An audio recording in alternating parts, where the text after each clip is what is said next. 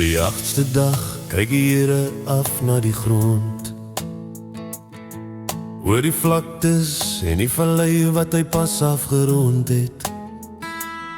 Hy sê ek het oppassing nodig vir hierdie paradys, iemand met 'n sterk rug en hande van grys, 'n man wat voor die son sy lyf uit die bed sal tel en werk tot die maan om weer huis toe roep. Hy het gesoek na 'n man wat die land kan bedien, en toe maak hy 'n boer. Ja, hy maak 'n boer uit die stof en die klei, iemand wat sal veg en iemand wat sal bly, met deelte op sy hande en hoop in sy oë, wat die zwaarste vragte op sy skouers sal pak. God het gesê, dis die man wat die aarde moet bewerk, en toe maak hy 'n boer.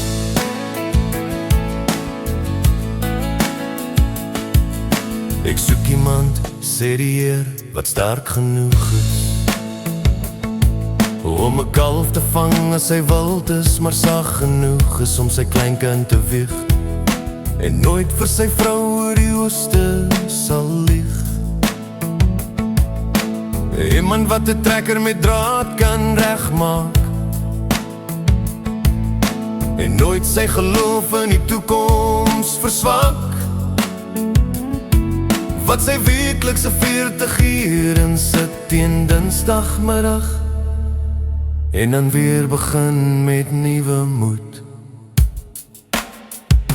Ja, hy maak 'n boer uit die stof en die klei, iemand wat sal veg en iemand wat sal bly, met deelte op sy hande en hoop in sy oë, wat die zwaarste vragte op sy skouers sal pak. God het gesê, dis die man wat die aarde moet bewerk, en toe maak hy 'n boer.